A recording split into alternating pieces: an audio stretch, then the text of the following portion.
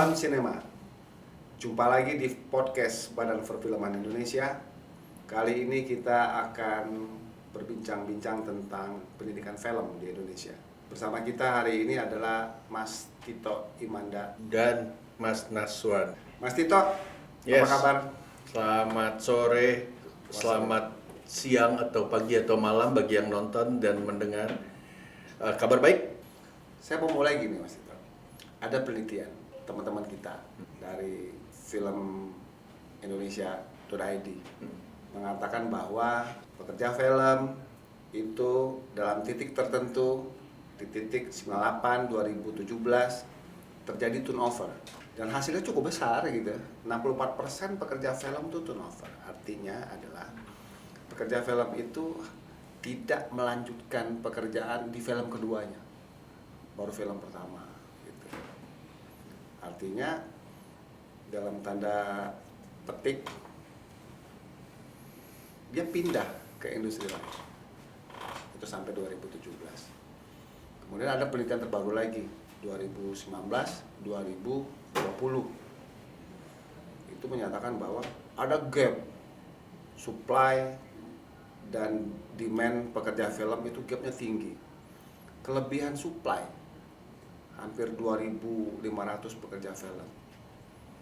Ini juga bisa kita baca artinya ketika pendidikan mengeluarkan outputnya tidak bisa langsung terserap di industri. Mungkin Mas Tito mau memulai kira-kira apa sih salah satunya? Ya, Penyebab. banyak banget ya, dan jangan-jangan banyak penyebabnya bukan hubungannya dengan si pendidikan film, tapi ya kondisi industrinya kan juga banyak masalah yang belum ideal kan ya. Apa ya, dari jumlah layar bioskop yang masih relatif sedikit untuk bangsa sebesar kita lah, dari masalah-masalah yang selama ini ya sebelum tahun 2019 ada masalah standar kompetensi yang syukurlah sudah ada standar kompetensi yang jelas sebetulnya. Jadi semoga keadaan akan terus membaik sih. Tapi salah satu catatan kami juga kebetulan Asosiasi Pengkaji Film Indonesia pernah membuat penelitian tentang bagaimana sangat sedikitnya pekerja perempuan gitu dalam industri film, padahal waktu sekolah jumlahnya seimbang misalnya, dan salah satu kesimpulannya kondisi kerja yang tidak ideal ya. Jadi barangkali masalah link and match ini antara pendidikan dan industri bukan hanya masalah si lembaga pendidikan harus menyesuaikan dengan industri, tapi jangan-jangan si industrinya pun juga harus menyesuaikan dengan pendidikan film. Misalnya juga ada banyak sekolah film macam-macam kan. Ada yang mungkin orientasinya sangat menciptakan sangat banyak fokus pada pekerja yang skillnya dibutuhkan oleh industri, tapi juga ada sekolah film yang merasa spesialisasinya menciptakan maestro, pencipta film yang nilai seninya tinggi mungkin gitu ya. Nah tapi ada nggak tuh yang nampung gitu? Ya itu sebetulnya kan kalau industrinya, jangan-jangan dulu ada Mas Agni Aryatama pernah ngomong pada saya, jangan-jangan kalau sinetron itu setelah berpuluh-puluh tahun ini memang senang stripping, jangan-jangan kurikulum sekolah film harus mengajarkan stripping gitu, kejar setoran terus gitu tiap hari, jangan-jangan kalau mau sama. Menurut Mas Naswan gimana? Hari-hari ini tuh kalau tadi kita lihat supply-nya banyak gap gitu ya, gap supply itu artinya tidak langsung tertampung di industri. Itu kan kita harus baca dua. Apakah memang sudah demand-nya sudah tercukupi atau memang kompetensinya yang belum sesuai gitu kan ya. Tapi kan ada fenomena kalau kita cek di teman-teman di produksi film, hari-hari ini kan kekurangan kru. Jadi kru itu susah gitu.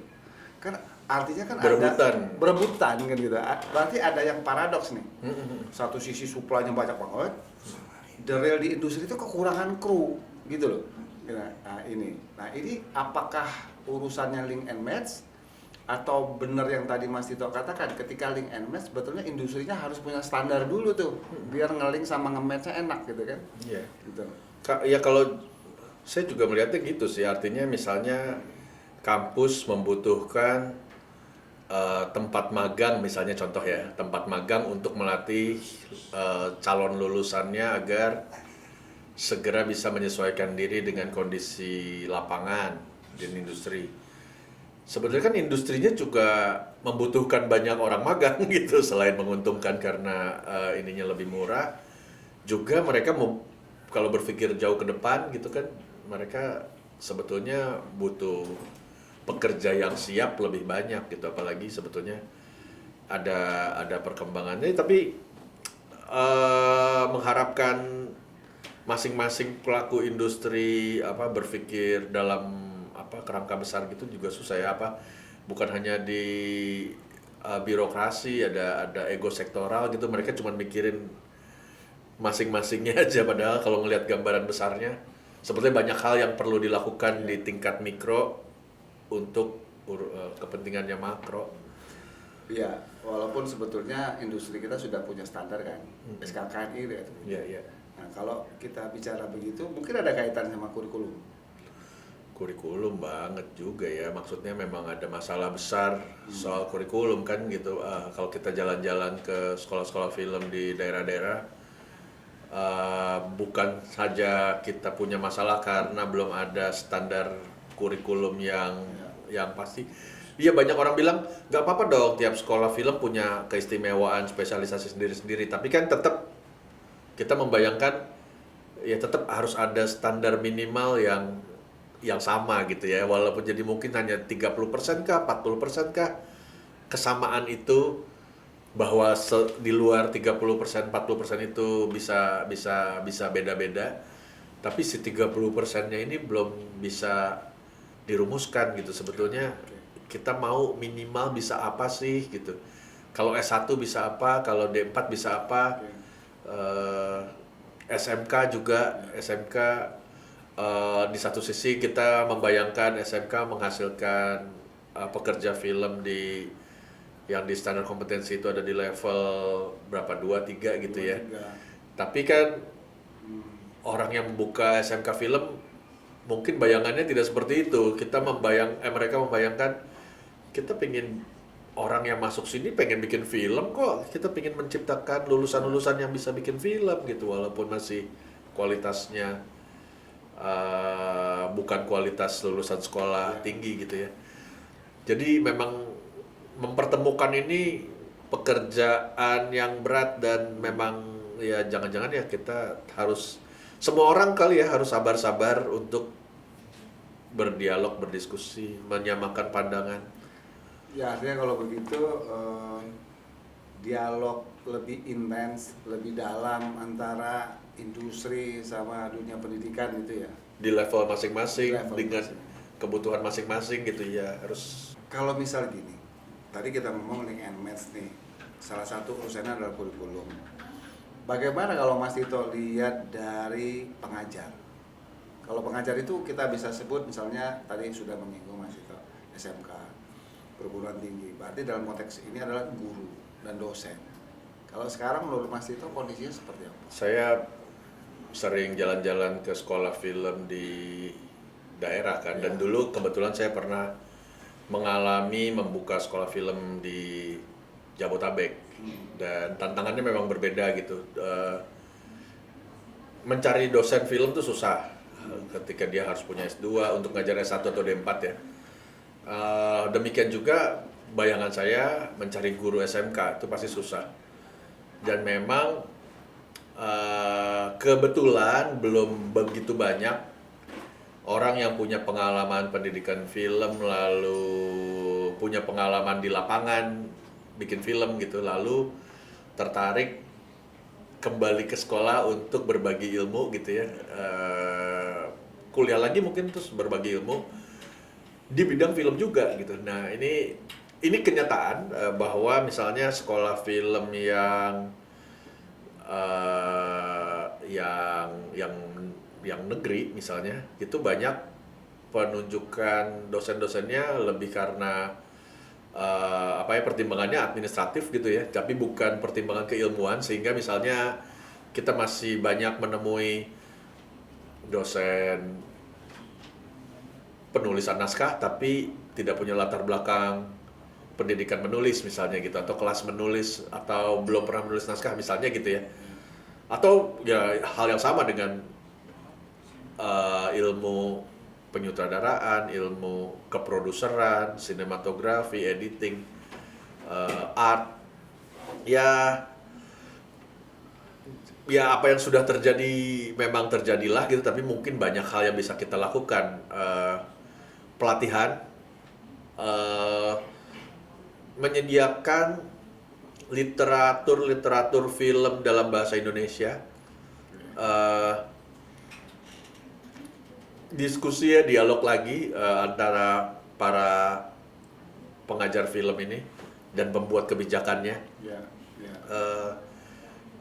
Dan tadi saya bilang ini yang latar belakangnya negeri, yang swasta juga sama kok. Banyak sekolah film yang dibuka swasta, tapi ya mereka merasa cukup dengan dosen-dosen yang latar belakangnya mungkin dari multimedia, dari komputer, mungkin dari bidang-bidang lain gitu. Jadi ya nggak apa-apa sih, mungkin karena aturannya tidak melarang, tapi sebetulnya kemudian ada kebutuhan dari kita semua untuk oke, kalau gitu gimana kita tingkatkan, mungkin perbanyak pelatihan membuat film. Kalau ada funding, mungkin orang mulai harus memikirkan funding bikin film pendek untuk dosen film gitu, biar mereka punya pengalaman membuat film juga kan. Jadi udah ngajarin mahasiswanya harus begini harus begitu, padahal mereka sendiri belum pernah mengalami kan, jadinya lucu ya gitu. Artinya kalau itu kan urusan sama regulasi ya. Kalau sudah regulasi itu mungkin kita lihat regulasi pemerintah ya. Secara umum tuh kita bisa bedakan jenis pendidikan film kan. Satu tuh akademik, sarjana, S1 gitu kan. Satu lagi kemudian vokasi gitu. Tapi di sarjana, di S1 ini juga sebetulnya ada ragam juga, sama dengan di vokasi ada ragam juga. Ragam berikutnya apa? Ragam berikutnya adalah ketika dia dipandang sebagai sekolah seni gitu.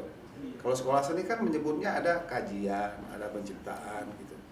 Terus kalau kita lihat lagi misalnya di rumpun ilmu yang lain, film juga ada di seni, ada juga di komunikasi, dan ada di ilmu terapan gitu. Kira-kira kalau kita lihat ini sebetulnya orientasinya seperti apa ya, Mas Tito? Atau saya sih positif melihat apa mungkin karena film itu terlalu lebar, besar, semua merasa Enggak sih, kalau saya pandangan saya dalam soal-soal seperti itu sebetulnya ya pembuat regulasi harus tegas aja gitu, bahwa kalau izinnya sudah seni ya dia harus segera membuat fakultas seni ya, jadi menampung jurusan ini. Kalau saya melihatnya begitu ya. Jadi selama tidak ada ketegasan itu ya kemudian, dan ini sih mungkin standar standar kurikulum tadi ya, itu sama-sama tuh. Ketika udah ada standar kurikulum kan mungkin jadinya lebih jelas gitu. Oh, ternyata sebuah sekolah film tidak mungkin tidak ada mata kuliah pemahaman bahasa visual misalnya gitu kan, dan bahasa visual itu seni gitu kan, bukan ilmu sosial, bukan ilmu yang lain-lain, bukan ilmu komputer misalnya. Jadi ya ada kesepakatan itu sih, segera yang dibutuhkan, segera lah ada keputusan bersama bahwa dan sebetulnya dengan adanya standar kompetensi kan sebetulnya udah jauh lebih mudah kan gitu. oh ternyata ini hal minimal yang harus dimiliki oleh seorang sutradara misalnya. Oh ini hal minimal yang harus dimiliki seorang penulis naskah. Barangkali ketika dia lulus, misalnya S1, dia nggak bisa langsung ikut assessment, dia nggak bisa langsung jadi sutradara di level 7 gitu, tapi kan minimal dari bekal di sekolahnya si lulusan sudah dibekali persiapan-persiapan sehingga dia dalam waktu yang tidak begitu panjang mungkin dia segera bisa mendapat sertifikasi itu gitu. Demikian juga dengan profesi editor, profesi sinematografer, profesi produser, penulis naskah, art dan yang di bawahnya juga ya. Ya, kalau tadi kita perhatikan kan ada dua isu besar ya. Pertama isu masalah dengan match. Kemudian isu berikutnya adalah sebenarnya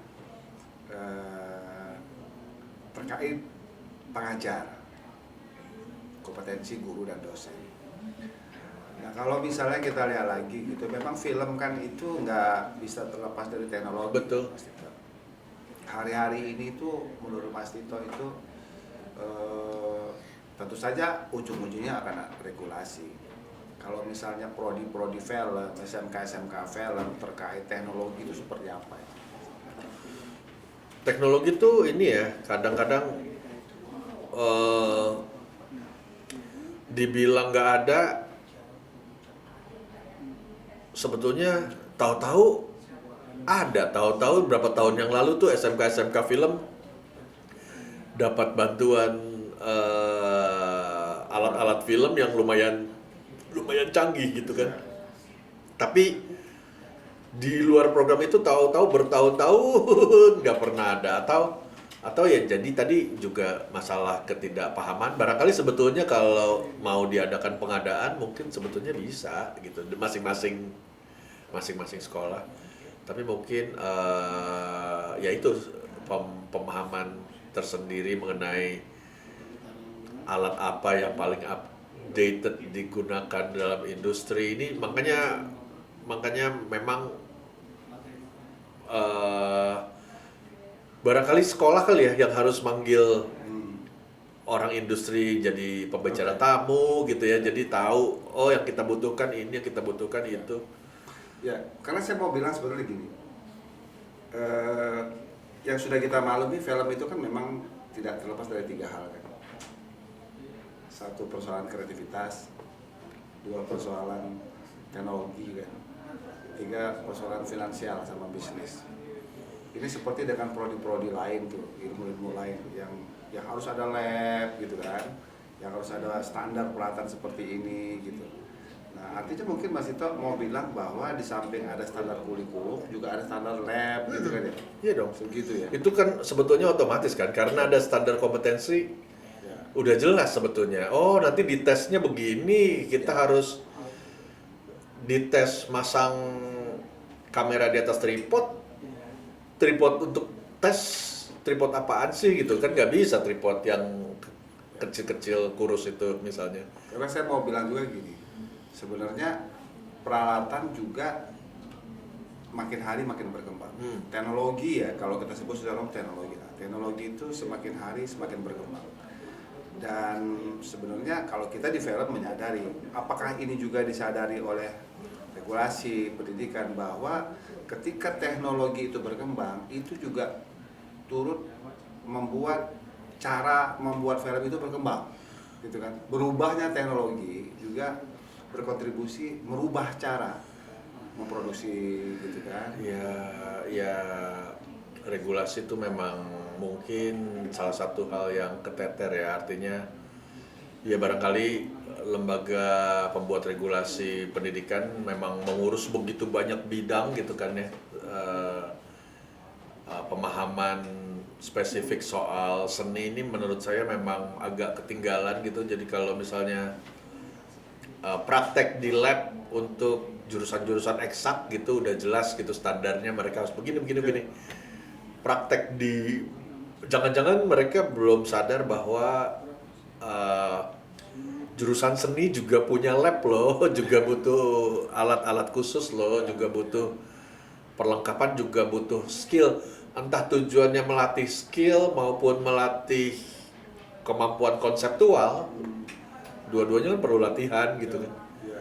Dan latihan itu ya menggunakan alat yang dipakai juga di lapangannya nanti gitu. Jadi ya itu apa, ketinggalan alat ini bagian dari ketinggalan cara pandang terhadap bidang seni sih menurut saya. Jadi bidang seni dianggap nggak perlu laboratorium, nggak perlu praktek, atau kalau praktek tuh tujuannya praktek semacam praktek kerja aja gitu. Jadi cuman latihan latihan ini bisa sewa lah kalau kayak gitu gitu, nggak usah dioprek-oprek alatnya gitu, nggak usah diperdalam gitu. Yang penting sekali udah tahu cukup gitu misalnya. Padahal ya kan nggak begitu kan, kita butuh di zamannya kamera seluloid ya sekolah film butuh kamera seluloid. Di zaman sekarang orang pakai red cam, pakai macam-macam yang baru-baru, ya mungkin harusnya minimal punya selevel itu gitu. Iya, peralatan ya, berarti memang peralatan juga harus diimbangi ya, karena peralatan itu bukan cuma sebetulnya tools kan, tapi juga dia metode kan, pakai awal metode. Salah satu contoh misalnya ketika peralatan editing semakin canggih gitu kan, alat editing semakin canggih itu ada bagian-bagian pekerjaan sebetulnya bisa dibantu peralatan. Dan ada di produksi, ada beberapa pekerja profesi-profesi sebetulnya yang sudah tidak populer lagi karena peralatannya berkembang. Betul. Nah, satu lagi itu dari isu besar itu, saya mau masuk ke gini. Apa sih sebenarnya yang harus kita dorong sama pendidikan? Karena yang tadi itu Mas Tito, supply-nya tinggi, tapi fakta di lapangan itu kekurangan kru. Orang film sih sudah biasa kalau ngomong misalnya krunya tuh 4L, lo lagi gitu kan. Sekarang persoalannya adalah, wah nggak bisa masuk karena dia aja. Kalau saya melihatnya bukan begitu. Kenapa lo lagi? Itu persoalan ada dua. Satu persoalan adalah pekerja film perlu chemistry, gitu kan. Karena pekerja film itu di samping dia secara teknologi, ilmu, dia juga ada rasa kan. Ada seni di situ, yang itu perlu chemistry. Kedua itu persoalan sebenarnya keyakinan bahwa ketika di industri membuat film, minimal jangan film bagus deh, jadi dulu aja gitu. Bahwa kalau kita memberikan tanggung jawab kepada si A, kita yakin bahwa dia bisa melakukan pekerjaan itu sampai selesai. Nah, ketidakyakinan inilah menurut saya yang terjadi di industri, sehingga dia cari yang yakin aja. Makanya muncul 4L gitu kan. Nah, sekarang bagaimana nasib anak-anak yang lulus, yang kalau chemistry nggak mungkin tiba-tiba kenal orang langsung chemistry di industri, kan nggak mungkin. Dan membuat orang yakin bahwa dia bisa. Sebenarnya apa yang dilakukan sekolah? Tapi kalau dia keluar itu dia tidak dilihat tidak mempunyai kemampuan gitu. Iya. Saya mencatat dua hal sih dari isu ini. Yang pertama sebetulnya ya itu tadi kan, bagaimana orang harus sadar bahwa pendidikan film ini melatih skill dan melatih konseptual, cara berpikir. Kreativitas itu kan konsep ya, abstrak tuh. Kreativitas tuh, wah, sekilas nggak bisa diajarin. Mungkin nggak bisa diajarin tapi bisa dilatih. Nah, dilatih kan perlu itu, balik lagi kan, perlu alat, perlu latihan, perlu jadi orang suka lupa bahwa sekolah film juga bukan hanya mengajarkan ilmu dan mengajarkan skill dan teknik, tapi juga memberi jam terbang sebanyak-banyaknya buat mahasiswanya, dan syukur-syukur memberikan portfolio juga. Portfolio yang udah banyak gitu kan. Jadi ketika dia lulus, saat itulah sebetulnya dia punya chemistry juga, sudah membangun chemistry minimal dengan teman-temannya, dengan kakak kelasnya, dengan adik kelasnya. Sehingga bisa muncul kelompok-kelompok baru yang di antara mereka mungkin jadinya lu lagi juga sih. Itu pertama gitu. Tapi ya itu masalahnya, sekolah film memberikan jam terbang yang banyak nggak gitu, memaksa mahasiswanya membuat portfolio sebanyak mungkin nggak gitu.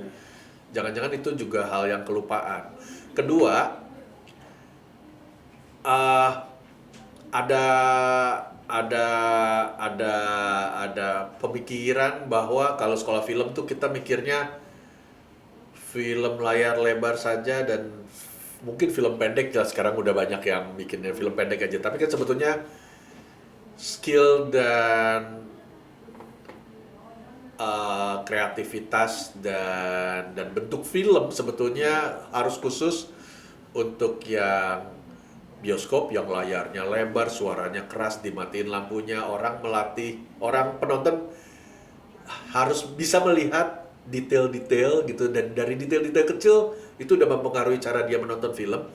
Tapi film untuk TV itu kan beda gitu, cara bertuturnya beda, penontonnya sambil masak, sambil ngobrol, sambil makan malam, yang ditekankan beda, estetikanya beda.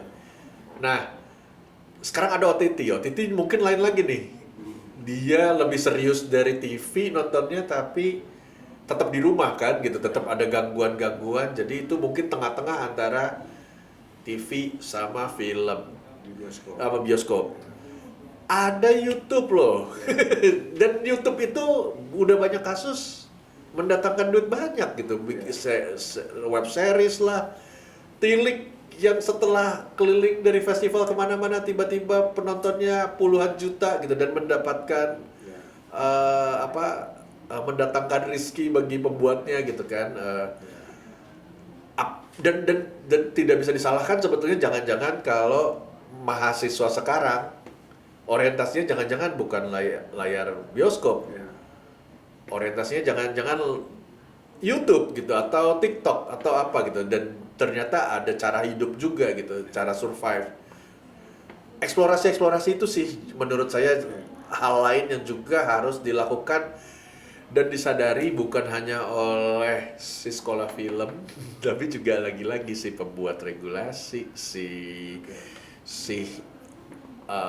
para dosen film gitu. Oh ternyata ya ada banyak pilihan untuk survive gitu, bahwa jangan-jangan memang di daerah jangan-jangan bikin film dokumenter itu pilihan yang besar, bikin video kawinan untuk awal karir. Malah setahu saya ada dosen-dosen di daerah yang tetap punya pekerjaan sambilan membuat video-video mantenan gitu. Jadi ya ini dua hal yang sama-sama harus dilakukan gitu. Iya, Mas Tito. Sebetulnya dari semua yang kita bincangkan ini itu masih banyak lagi persoalan-persoalan terkait pendidikan film ya, Mas Tito ya.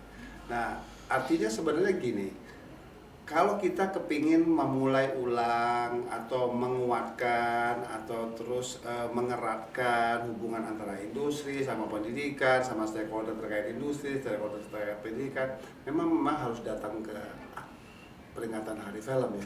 Hari Film. Karena kita mencoba mengumpulkan semuanya ya. Iya, jadi kumpul di situ semua. Mau cari tempat magang ada gitu, mau cari praktisi ada gitu, mau cari teknologi tersedia gitu, mau bikin kan gitu ya Mas. Ada orang-orang mewakili industri bioskop, layar bioskop, mewakili industri OTT, mewakili industri TV. Mungkin kita juga harus mengumpulkan orang yang punya pengalaman dan ada sih yang datang dari YouTube, dari ini gitu. Jadi gitu teman-teman pemirsa podcast Badan Perfilman Indonesia, ini sekilas perbincangan salah satu topik yang akan kita hadirkan di konferensi Hari Film Nasional di 6 sampai 11 Maret. Tentu saja ada banyak hal yang akan kita bincangkan lebih jauh, dan nantikan tanggalnya, catat 6 sampai 11. Pastikan juga dapat info dari Instagram Badan Perfilman Indonesia dan juga dari YouTube-nya tentu saja, dari website-nya tentu saja juga, dan jangan sampai tidak ikut terlibat menyaksikan dalam event yang kita gagas untuk kita semua itu. Mas Tito mau closing? Mas Saswan aja deh. Tapi ya kalau dari saya ya itu ada banyak pilihan dan ada banyak alternatif, tapi kita sekarang masih terpaku sama yang klasik. Tapi yang klasik pun belum ini ya, belum selesai PR-nya. PR belum selesai. Pastikan bisa terlibat aktif di dalam perayaan kita bersama, perayaan Hari Film Nasional yang akan ada di 6 sampai 11 Maret. Tentu saja ada di 30 Maret nantinya. Itu saya kira teman-teman semua nantikan lagi podcast Badan Perfilman Indonesia. Salam sinema.